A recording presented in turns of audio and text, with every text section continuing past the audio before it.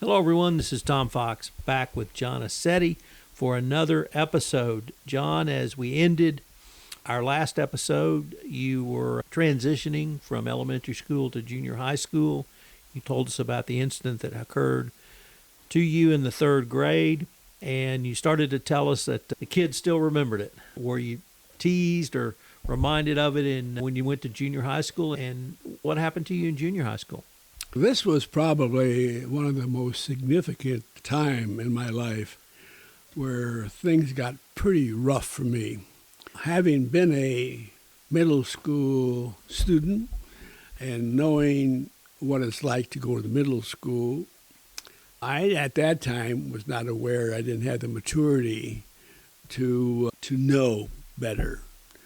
But it was traumatic for me because in 7th and 8th grade, kids began spreading the word around that John peed his pants. They just got a charge out of it. And I had to learn to cope with that. And I had a very difficult time concentrating on my studies in school from 3rd to 6th grade and including 7th grade.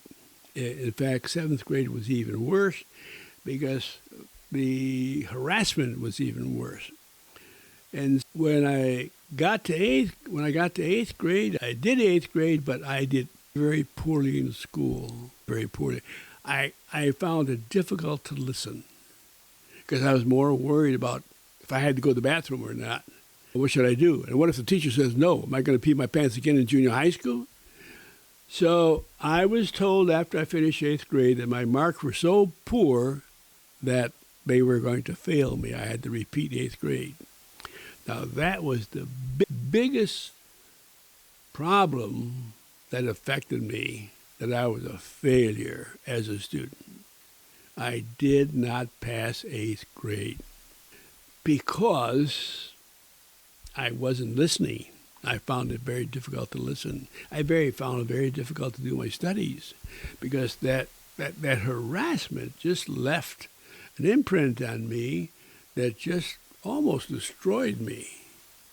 And I couldn't laugh about it because I got hit from both sides, from the front and from the back.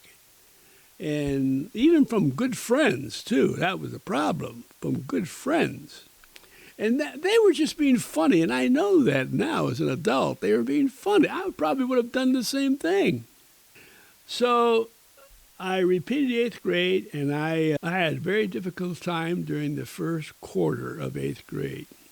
But then I noticed something, because I was very observant during those years, very observant, and a good listener at that time, because, boy, I didn't want to do anything wrong. I already did something wrong. I didn't want to do anything else wrong. And I found out that the harassment was getting less. And I found out that the students in the year ahead of me, when I failed, were on to another school. And so they weren't there to harass me. So things begin to simmer down. And then that's when I found myself. That's when I found myself spending more time listening to my teachers, studying, writing, and making sure that all my work was done to the best of my ability. Even though in the back of my mind, I remember what happened for about 4 years or 5 years. And I knew that wouldn't be able to end that overnight. It would take me time to do that. And I tried to cope as best I could with that. John, the repeat of the 8th grade seems like it was a positive experience for you. You started or moved over to high school. Could I ask first the name of the high school you went to, and what was 9th grade, and then your high school career? All right. High school was Niagara Falls High School, and 9 through 12. And what was interesting about that, prior to that, I should mention that on the corner of our street, on Walnut Avenue in Niagara Falls, we had a basketball ring up on the telephone pole because a lot of us used to congregate around that after school to play basketball because there wasn't that much traffic. And I wasn't very tall, but man, was I fast. I had some great moves. And I played a lot of basketball from, oh my God, 3rd, 4th, 5th grade, right up to high school.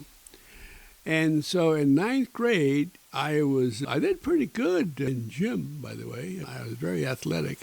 I played a lot of baseball. We played touch football and basketball, a lot more basketball. Practiced all the time. Lo and behold, the coach of the high school basketball team said, "John, I'd like you to be on the all-star 9th grade basketball team." And I looked around because I thought there was another guy named John. And I said, "Me?" He said, "Yeah." I said, I was somewhat shocked. Someone believed in me for a change. I wasn't being teased anymore. And I'm saying, I must have something in me that I'm doing well. He said, "Okay, tomorrow, 3 o'clock after school, be there at the gym." Holy mackerel. We played basketball in 9th grade all year long, won a lot of games, and did real well. And boy, did that boost my self-esteem. But more so what it boosted was my self-confidence. And that was so important to me because I had lost it completely. And I played basketball right through high school, but I would think it was 1 year they had the all-star team, only in 9th grade. But that was not my interest. I didn't know what I was interested in at that point. So in 10th grade, I did real well in school. Finished 10th grade fine. And then in 11th grade, all my buddies played musical instruments. And they said, "John, we need a drummer. Why don't you buy some drums and learn to play drums and we can all play together?" I said, "Wow, that sounds fascinating." And I explained that to my parents, and "Yeah, if you want to, you can go down the basement." We had a finished basement in our house, and you can practice there if you want. I did, but my God, my parents, what wonderful people. They had to leave the house almost every night because it was so loud. I loved them and thanked them for being so kind.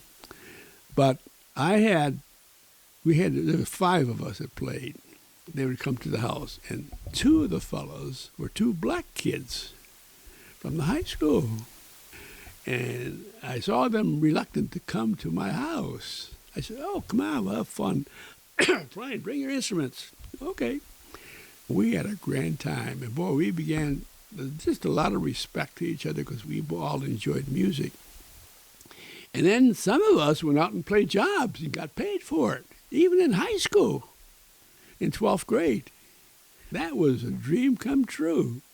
And I played in some of the most beautiful spots, and I played in some of the most dangerous spots. They worried the hell out of me. And I'll get to that in the book, by the way. But finally graduated from high school. I finally made it.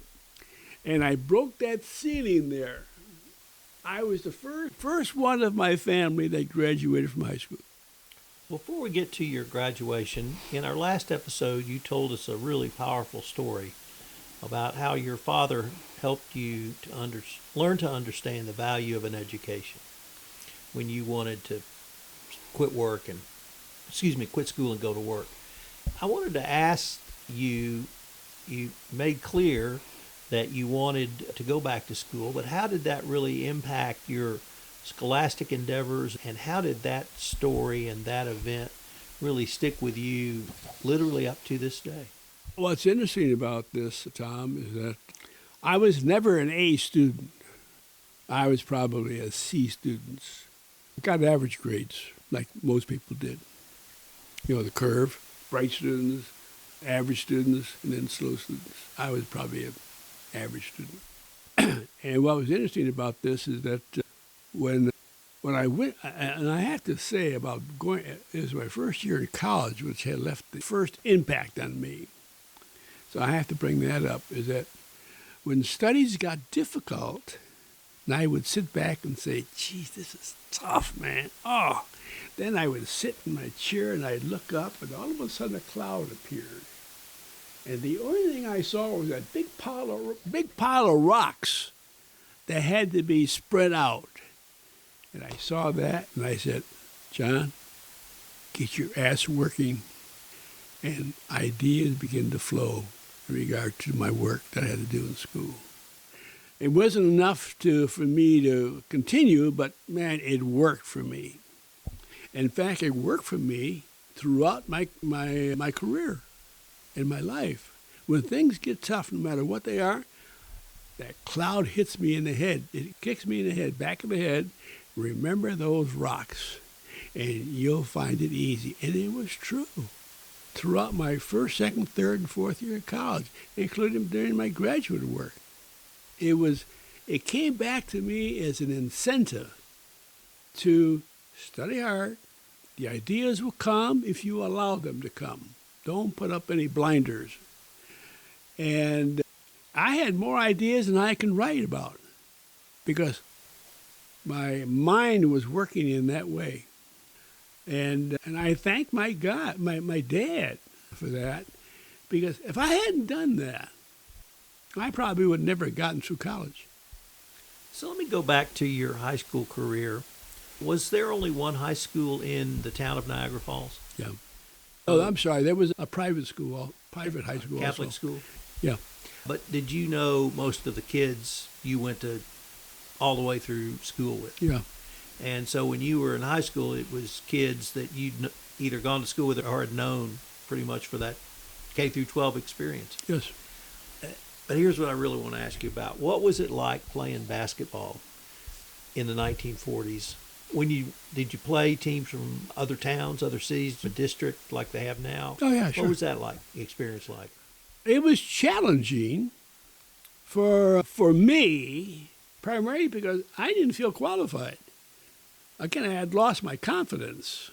I was a late bloomer. And I finally realized that later on in life that things didn't always flow with me because a lot of kids, they're ready to go from the beginning. But I was a late bloomer in a lot of things. What's ironic about this? I'm still alive and they've all passed away. You know what I mean? So I find that surprising myself. But it was exciting to do that. And along with the music, we played out of town many times for dances and parties. And it was a different group of people that we were associating with. And they wanted to know all about the musicians, including me. Where'd you go to school? What do you plan to do with your life? People were asking me. I was the star. I didn't think I was a star. I talked to these other people. And so that flattered me. And what it told me when I analyzed it is that if you do something and do it well, you probably will be respected more and probably be, how should I say it, not only respected but also appreciated. John, that's a great place to end this episode. I wanted to thank you again. I look forward to continuing your story in our next episode. Thank you, Fred.